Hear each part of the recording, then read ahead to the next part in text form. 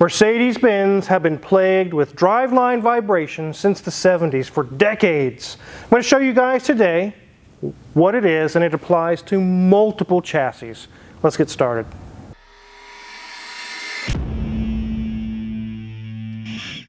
So this is a 2011 Mercedes E550. It's in really pretty good shape, but they've had this annoying vibration. The customer mentioned it's not a wheel, it's not like at the wheels or anything. It feels like it's in the middle of the car.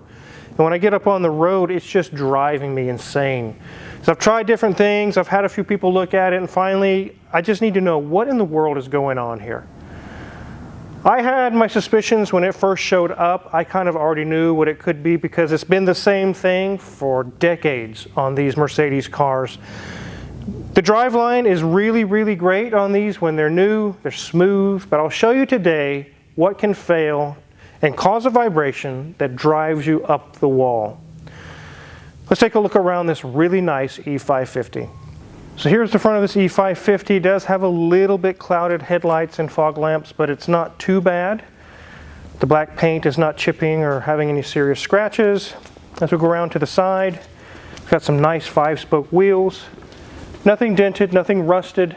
Really, it shows pretty well. Black cars are really nice when they're shined up. They look amazing. No other color looks that great. But as we go around to the other side, it's equally as nice. Let's go ahead and get the hood opened. With the vibration going on with this E550, cars are really great at letting us know when something is wrong. They like to throw check engine lights out like it's candy at a parade.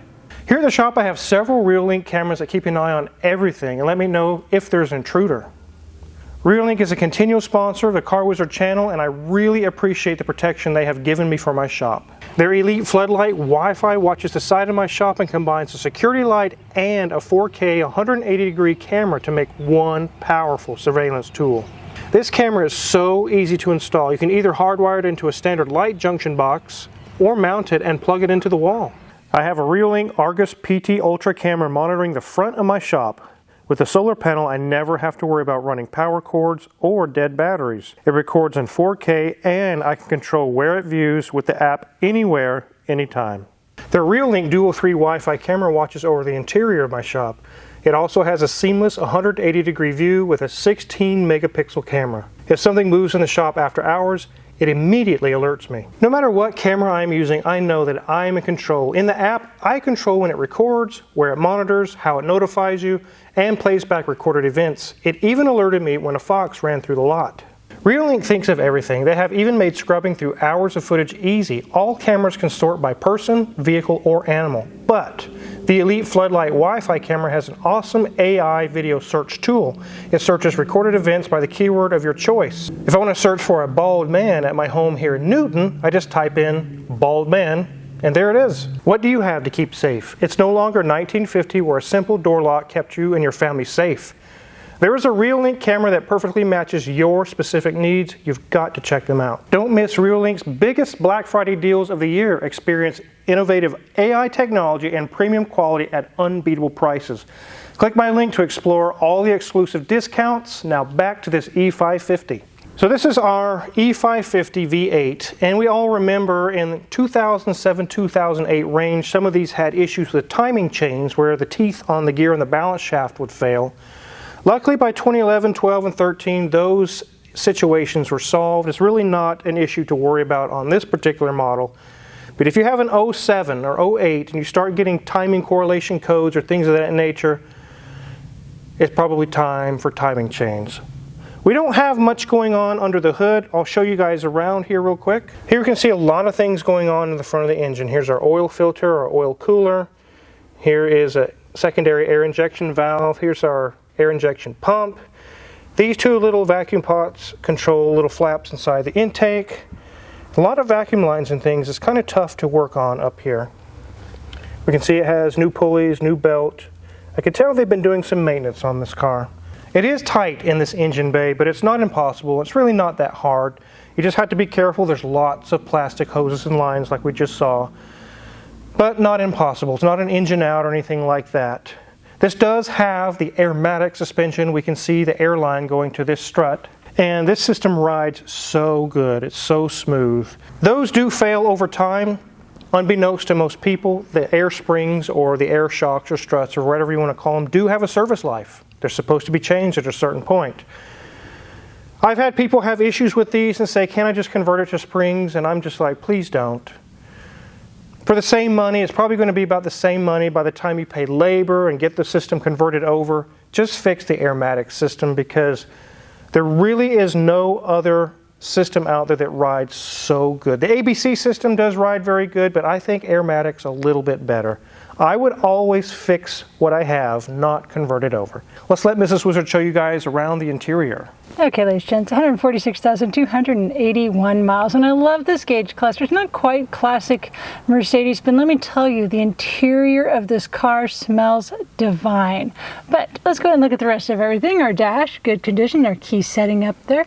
Everything's looking nice. There's a big, large area that could be damaged over time, but nothing's having any problems now. Our wood trim is in very nice shape, even on that door card. As we move around, we do have an infotainment screen. Below that, some vents. Then we have our standard Mercedes buttons, and a few more buttons. But we have controls for our radio, for our heated seats, for other, if we have a ventilated seat, which is nice. We have heated seats and ventilated seats. Okay, as we move down, you'll see we have our climate control. And we also have just a few spots where things can be stored. So here we can push one back. Got some nice coins and whatnot in there. And it toggles back. Again, the wood trim we have in our center console area is looking very nice.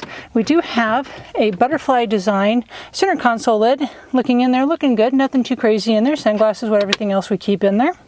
Our seat is looking very nice. It's a very dark charcoal. It looks almost black, but it's not quite there. Very good condition. Again, door card, the rest of it is looking very nice. Back seat is also in very good condition. We can see that they are OSU fans, matching that the plate in the back does say they are from Oklahoma. But the back seat does look nice, and they do give adequate space for people and their legs. Headliner's not sagging, everything looking good, no Cheeto finger marks. So get back to our steering wheel. I love that we have our Mercedes symbol in the center of it, and everything is looking good, nothing chipped, nothing marked, everything's looking very good. So enough of this interior talk. Let's get this up in the air and see where this vibration is coming from.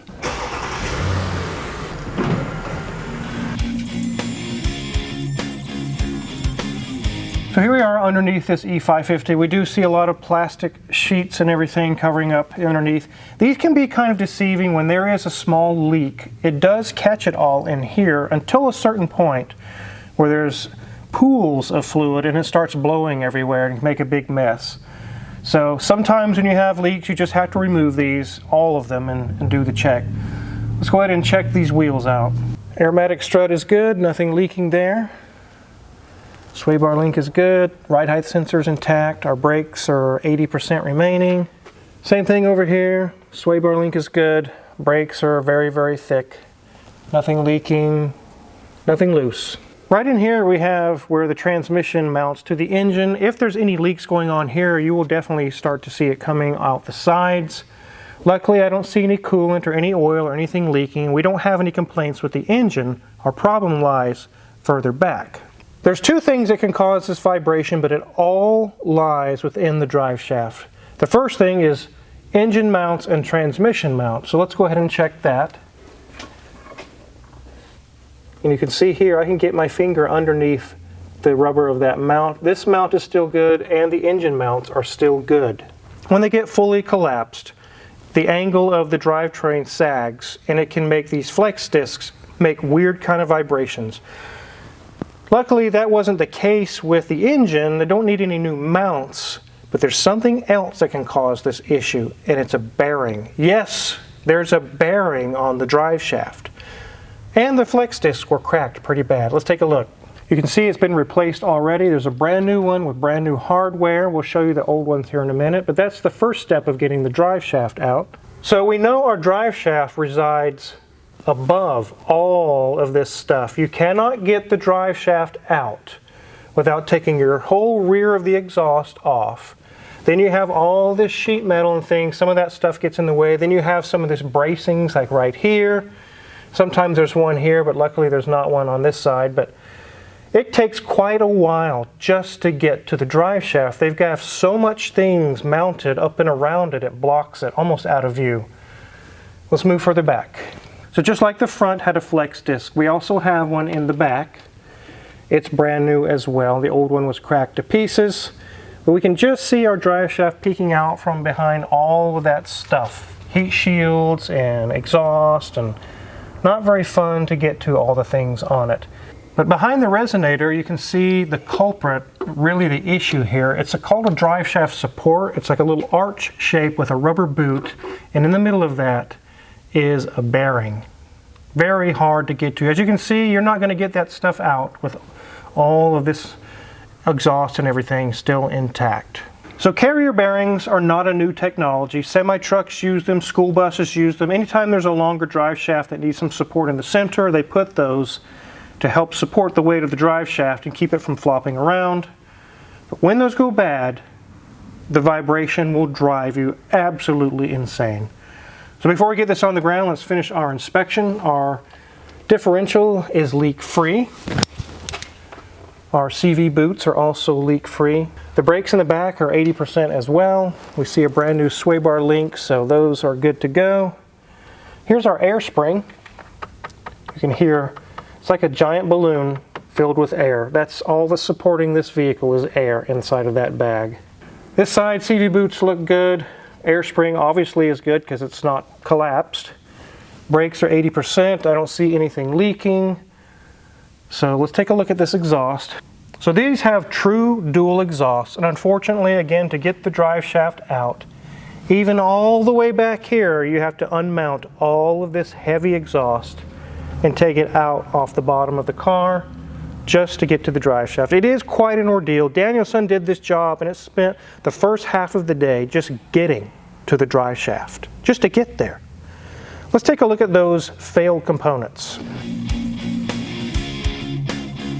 So I have all the failed parts here kind of set up like it was in the car. The issue was twofold. It was failed rubber and a failed bearing. So at the front of the drive shaft we saw a flex disc. Here's the old one. You can see where it was cracked. I can get my screwdriver into the crack. You can see it there. We'll flip it over. And it had even worse cracks on this side. Really starting to crack apart, especially we're on this conjoining piece here. And we saw a rear flex disc as well. Here's the old rear one. The cracks show up better when they're actually on the car and being flexed, but you can see there's lots of cracking going on. This is just going to get worse and eventually come apart. I'll flip it over. You can see all kinds of little cracks all in the rubber. Flex discs aren't just a Mercedes thing. I think they're some of the first companies to use them, but you can see them on Land Rover Discoveries, you can see them on Lexus vehicles, LS400s, SC400s, they have flex discs on them. Lots of cars use these flex disc style instead of a U-joint. It's really used where there's not a whole lot of flex going on. It's just a tiny amount just to give a little bit of forgiveness for movement. But the real culprit in this mind-numbing vibration that this customer was feeling is this right here. This is that arch-shaped thing you just saw. There's a new one currently installed. It is supported by rubber here, but the bearing itself was failed. It's tough to kind of hear it, but as I move the center part around, I can feel a roughness, like there's a bad roller or something inside of there. Now imagine that being bolted to the bottom where you're sitting, the floor pan, and it's constantly. These can drive people mad. So now you know, if you have a Mercedes, an S-Class, an E-Class, a C-Class, any of these Mercedes, even going back to the 70s, they had the same drive shaft setup all the way, even back then. The 240D, the 300D, 450SL, a lot of these had the same setup. If you have this annoying vibration you've been chasing and you're like, what in the world could it be? Is it a bad wheel bearing? Is the tire out of balance and you're just driving yourself insane? Now you've watched a Car Wizard video and know exactly where to go. Check engine mounts, transmission mount, and then dive into the drive shaft on the things I just showed you. But don't let that dissuade you from buying an E350 or an E550, E500 or whatever. These are actually really good cars. They're fairly reliable. Are they a Toyota or a Lexus? No. But they're really pretty reliable, and they have that look of kind of a glamorous look. They look nice. They look really good. When they do fail, it is going to be expensive. But some of these can have 250, 300,000 miles on them, albeit it's had some maintenance and some repairs to get to that point. But they're not pieces of junk. They really are a very good car. If you're a do-it-yourself mechanic, you fix your own cars, you could have this done in a day and have your vibrations solved. Now, this doesn't happen until, like this one's at 140-something thousand miles before it got to that point where it needed to be done. And it likely won't need to be done again until 300,000 miles. So, it's not something that's going to be failing constantly and constantly emptying your pocketbook. It's just kind of a once-in-a-while thing, but it is a common issue with most all Mercedes in the last 30 or 40 years. We used to have an E500, Mrs. Wizard, do you remember? Yeah, that was a really nice car, very comfortable. It had the same vibration problem, and I battled with it and got that solved, and finally sold it because it had really high miles on it. But it had about the best ride of any car I've ever ridden in my entire life because of the aromatic system that it had. It was really, really good. Some days I miss that car, but I really like my little Golf I'm driving around lately with the TDI. If you haven't watched that video, definitely go check that out. It's about time to do a new clutch on that one though. But definitely wanted to get a video out to you guys to show you if you have any Mercedes in the last 40 years and you've got that pesky vibration that kind of feels like it's in the center of the car, right under where you're sitting, this is very likely where you need to look and very likely what's wrong and what's going on. If you're curious what kind of tools we're going to use, or we did use to work on this E550 or any other car in the shop, check our Amazon affiliates link in the description below. Really great gift ideas. A lot of the tools we use in the shop are for sale there. If you purchase any of them, we get a small cut and really do appreciate it. Make sure to hit the subscribe button because we have so many more cars waiting to be filmed. Thanks for watching.